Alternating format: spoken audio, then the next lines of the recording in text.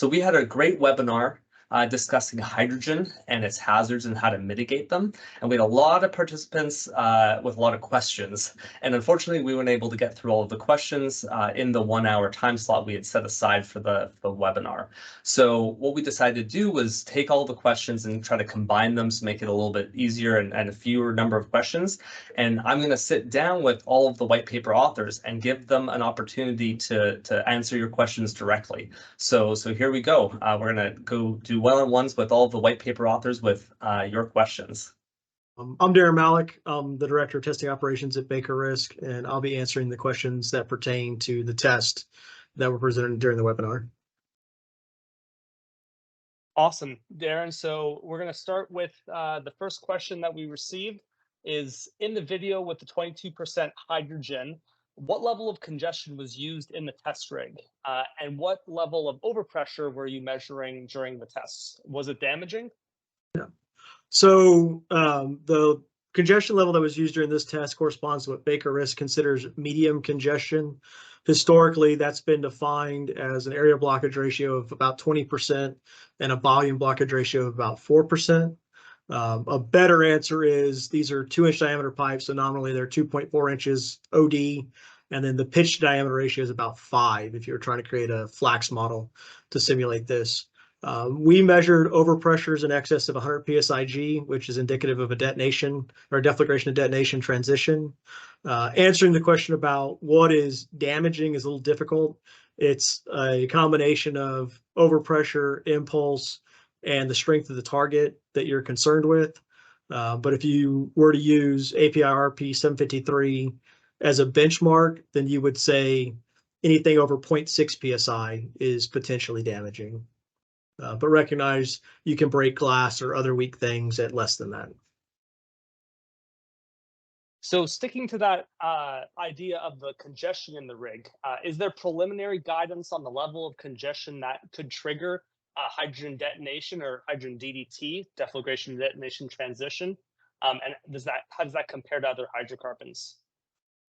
So BakerRisk has developed some guidance for the Explosion Research Cooperative, which the asker of this question, his company is a member of the ERC, so we'll get you in touch with your ERC rep. Hydrogen is more sensitive to deflagration and detonation transitions because it has a much higher laminar burning velocity. And so what we saw in that guidance was you need less congestion or less flame run up to get hydrogen to transition to a detonation than traditional hydrocarbons. Unfortunately, I don't have public guidance to offer at this time. Great. Well, it looks like we have more interest in DDT. So is there any data based on experiments or other sources on the minimum release rate of hydrogen that could trigger the transition to detonation if the release were to ignite? Yeah. So I'm unaware of a threshold release rate because you could have a fairly low release rate into an enclosure or a partial enclosure where you accumulate enough gas that if ignited would potentially transition to a detonation. We have seen large overpressure events, not necessarily deflagration detonation transitions, but BakerRisk and Air Products and Air Liquide released a paper called Hydrogen Jet Vapor Cloud Explosion back in 2017. There we saw that once you get above about 1 kilogram a second, you get blast loads that are consistent with the TN06 blast curve, which is a fairly peppy blast curve. So then last question on explosions. Do your tests with hydrogen prove that hydrogen cloud with a concentration less than 12% in air will always result in a flash fire, even if it's congested or indoors? So just to clarify that, the 12% threshold was for unconfined vapor cloud explosions. If you were to put a 12% hydrogen air mixture into a steel pipe that was able to contain the overpressure, you would push to 3 bar, 45 psi, no problem. So again, that guidance is only for unconfined vapor cloud explosions. We had a high level of congestion, so it's applicable to fairly conservative congested volumes, but not for enclosed volumes. Great. And then the last question we have here is, what is your experience with hydrogen vent stacks at cryogenic conditions? So I have had very limited experience with cryogenic venting of hydrogen. Recently, we ran a test for one of the major hydrogen producers, and I got a little bit of experience, but we were still just pushing out hydrogen vapor. We did see that if you ignited those releases again at flow rates approaching a kilogram a second, you could generate an audible report from those releases. Great. Well, thanks so much, Darren, for answering those questions. I think there was a lot of interest from your paper. So thanks again for all the hard work. Yes, sir. Thank you. So next, we want to go to Fika. Okay, hello everyone. My name is Fika Adelia. Nice to meet you. I'm a process safety consultant based in Houston office, and my work focuses mostly in facility siting and QA analysis. Awesome, Fika. Thanks for joining us. So we have a few questions here for you. The first two questions I'm going to combine into one. And the question is, what software packages do you use for consequence and risk analysis? So for consequence and risk analysis assessment, we have a proprietary software. The first one is called SafeSite, which is capable of simulating a variety of potential consequences, such as vapor cloud, like gas cloud dispersion, jet and pool fire, vapor cloud explosion, as well as potential fatality from these events. Our simulation techniques are validated by historical events, as well as field testing done by our research group. So that's for the consequence analysis. And for the risk assessment, we have a separate software called Surprise QRA tool, since we like to make it simple here, which will import the consequence analysis done by SafeSite and then combine it with building occupancy, initiating event frequency, and of course the weather data to calculate the risk resulting from those events. For more information, you can go to our website, and of course, we will be sure to add a link with this video to direct you there. Fantastic.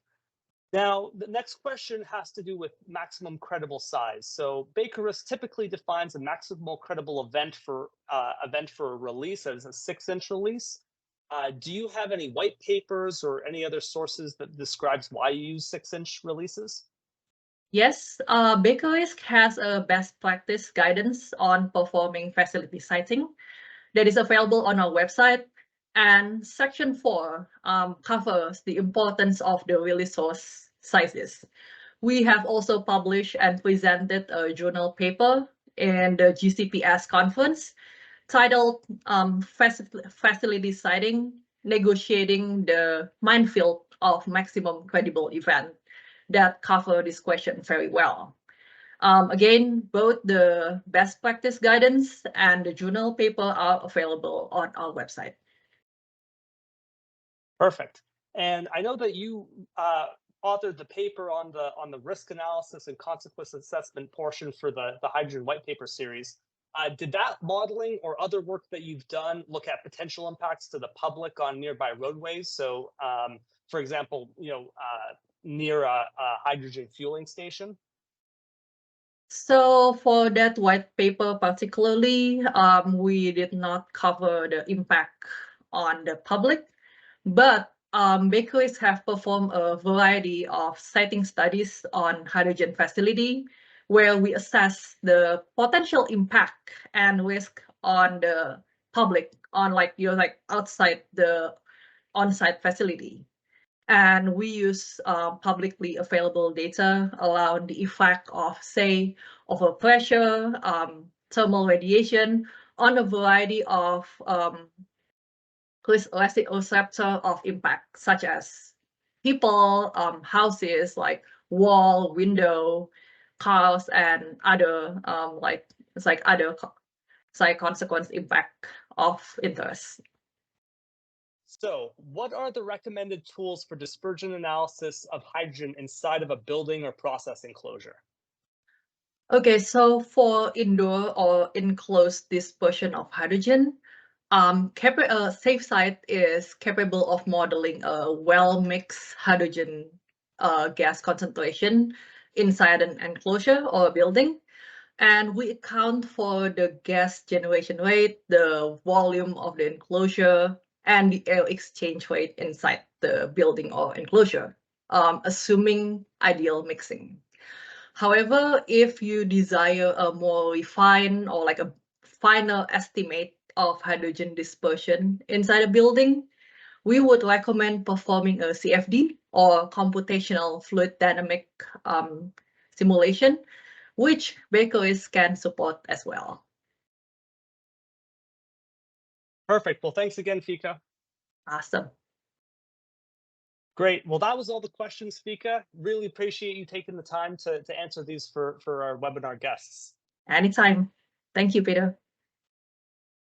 Hi, my name is Josh Bruce Black. I am the manager of BakerRisk Consequence and Risk Analysis Service Area.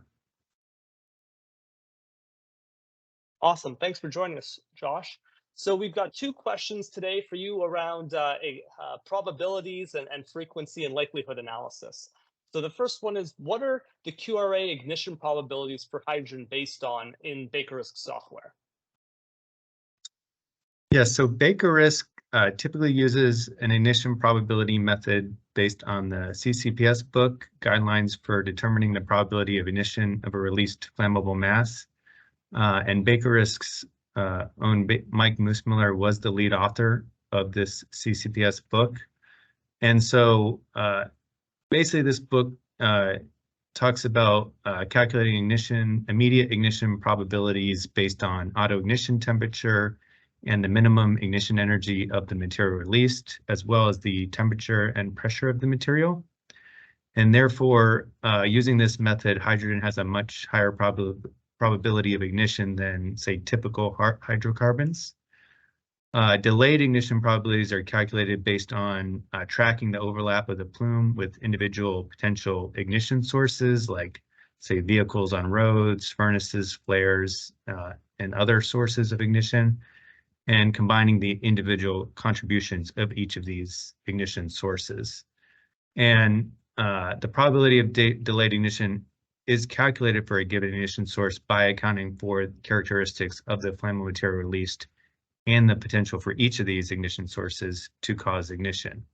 So again, materials such as hydrogen are predicted to be more likely to ignite the materials with higher ignition energy, like propane, and are more likely to ignite the materials that take even more energy to ignite, like ammonia. And so scenarios where the flammable cloud is predicted to impact larger volumes of electrical equipment are also predicted to be more likely to ignite than clouds that impact smaller volumes of electrical equipment. And also the probabilities increase if the electrical equipment is not designed to prevent ignition. So like the electrical classification of the different electrical equipment.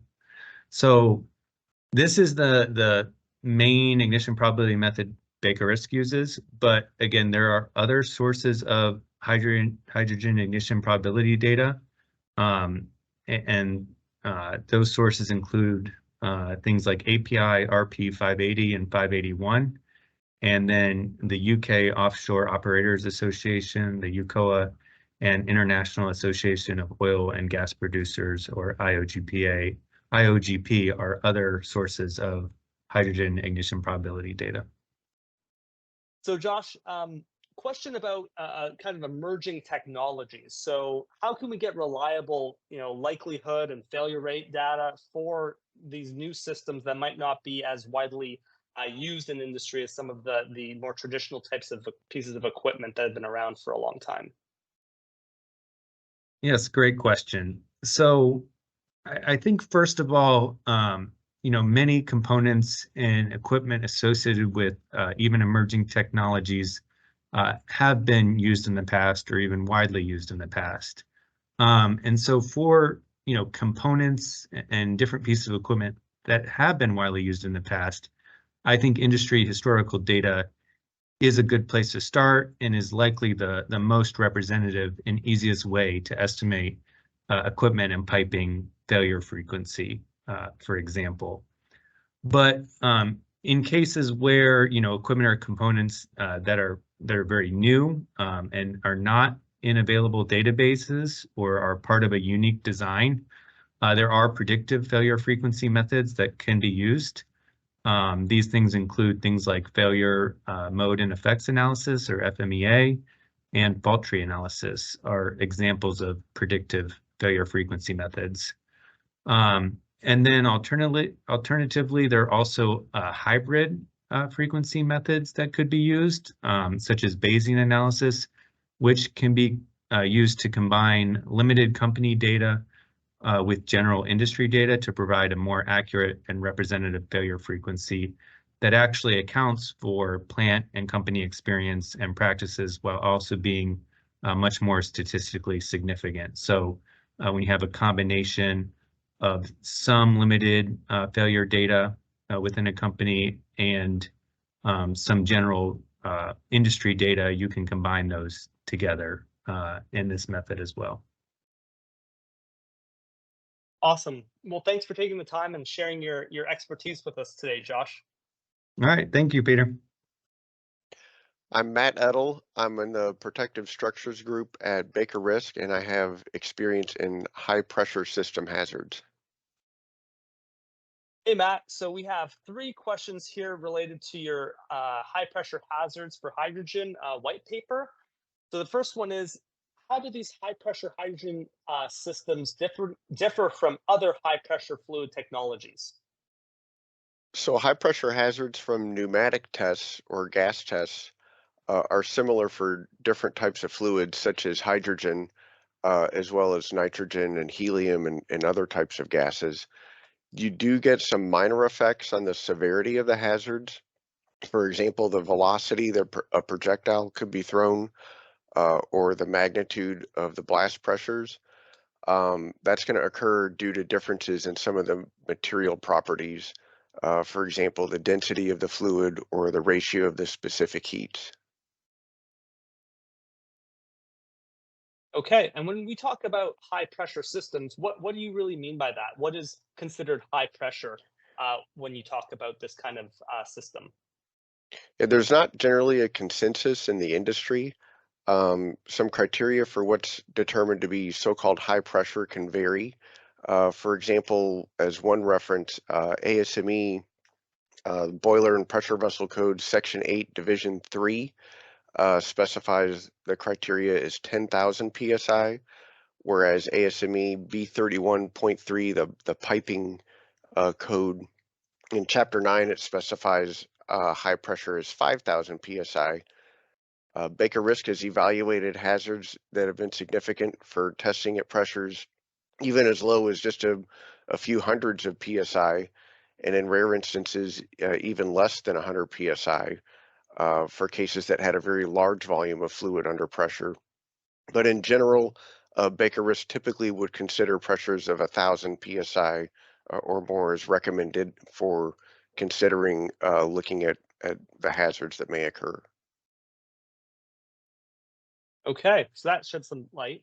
Now we've got one more question. So can you shed some light on best management practices to mitigate, confinement and when you're trying to deal with both high pressure hazards and flammables? Because we know that, having flammable gases, if you confine them, that can be a problem. But can you shed some light on, how to deal with that with portable screens or safe units? Yeah, portable screens are typically not adequate to provide protection from deflagrations, since the blast loads would be free to propagate over and around the barricades. Typically, you need a full enclosure, such as with a safe enclosure that BakerRisk provides. You could possibly use that with vent panels, and that would be necessary for mitigating a deflagration explosion. Vent panels could be used for these type of applications to manage the deflagration pressures to keep them from getting to be too high inside the enclosure. But in doing so, it's important to consider where the pressures get vented to ensure that people and infrastructure outside still have the protection that they need.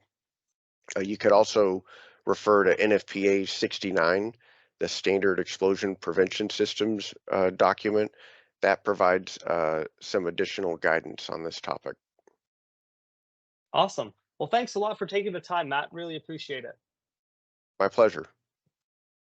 Hi, Yep. I'm Murtaza Gandhi, process safety engineer in the BakerRisk Houston office, and I'm manager of qualitative services and functional safety. Fantastic. So we have a number of questions for you, Murtaza. A lot of interest in your white paper. So does high pressure hydrogen systems, if released, create its own static electricity and potentially ignite? And additionally, if it's released, will it cool slightly and hug the ground initially? So yes, it is possible to generate static electricity at high flows and high pressures, and possibly generate an ignition source. But what we have found so far is it is more pronounced inside like reactors or vessels where there is a lot of agitation or turbulence. So in those cases, it is best to use proper non-conductive materials, and then grounding and bonding. Also, where you may have like agitators or things like that that could accumulate charge. If that is a metal body, then that definitely needs to be properly grounded and bonded. And then the second question about the releases hugging the ground initially. Uh, at most of these high pressures, what we have found is that the releases will typically get driven by the jet momentum first, and then eventually, as the pressure dies down, the buoyancy takes over. So that's the typical phenomena what we've seen, not only through modeling but also through a lot of testing. That's great. Now we have some questions that are specifically related to detection. So what types of hydrogen detection systems have you seen success with? So this, I think, is a holy grail right now. The most common one that we've seen in the industry is the catalytic bead detector. But people who deal with detectors, they know some of the standard issues with catalytic bead. The beads get catalyzed and get saturated, and so you start seeing errors in reading, drifts, and then saturation at some point. Uh, in the recent past, there has been some new technologies, new sensors coming in. Certain companies are working on the NMOS sensors. And then one of our clients have used a sensor from a company called Nisha, and we'll provide a link to that. But that has a very quick response time in a few seconds, and the form factor of the detector is fairly small as well. So that's one. I think Draeger is also working on another type of a detector based on an NMOS chip as well. So there are some technologies that are being developed right now, but the most common ones are the catalytic bead ones. Great. Okay, and Murtaza, do you think existing analyzers are sufficient? So yes, there are the hydrogen analyzers in oxygen particularly are widely used. The challenge that we have seen is the residence times, and these analyzers, they need a particular conditioning of the material before it can sample that gas, and so that can take, and we've seen residence times from 5 up to 15 minutes in many cases, from the time if you have a wet gas at a high pressure, then that definitely needs to be the pressure needs to be drawn down, and then also you need to go through dryers and things like that for the analyzers to pick up the signal. So in those cases it can take time, but if it's properly designed and the gas conditioning is in a decent shape, then yes, the analyzer technology works well. The ones that we have experience with is the Panametrics XMTC thermal conductivity analyzer. And again, in that case, if the gas can be conditioned to meet the required spec, that analyzer works well. Just want to make sure that we are vendor neutral. These are some of the technologies that we have worked with and particular instruments that we have experience with. But I'm sure there are other solutions out there that could be equivalent or better in some cases. Okay. And a question on response time: is it possible, or do you know of events where you could situations where you could potentially have a hydrogen concentration spike, so it goes up and then comes down, so you have a hazard for some period of time, but the detectors aren't able to detect that? Yes, that can happen. And, as we all know, hydrogen being such a small molecule, it can leak and find a lot of places to go and accumulate. So it's very possible that if in certain cases, especially if the releases are at maybe lower pressures, lower flows in many cases, then you may have some of these gas go and accumulate in congested places. So and not be detected by detectors. So that definitely can happen. They may cause, local explosions or mostly flash fires. But in most cases, if you have adequate HVAC or outside ventilation, then you may not detect the gas as many times, but you will definitely have the gas disperse in many conditions.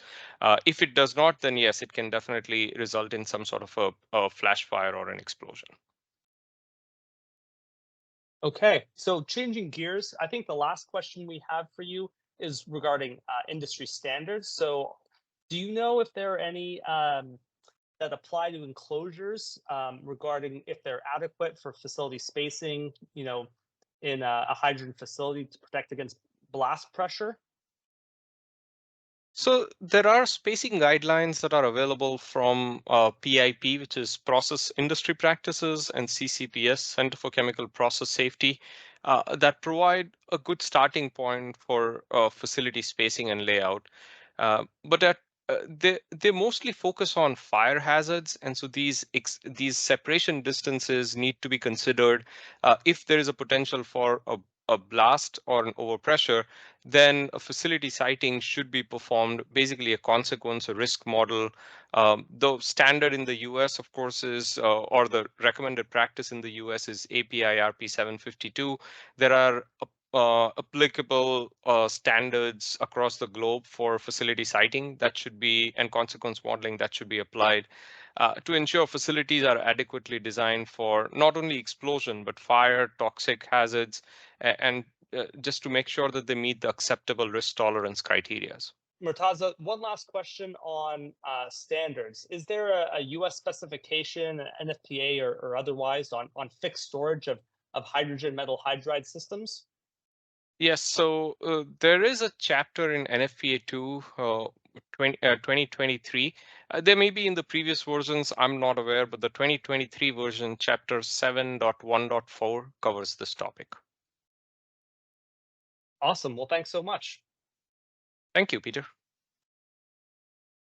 Well, that was the last of our questions. And so I just want to send a big thank you to all of the white paper authors and, of course, all of the audience that sent us your questions.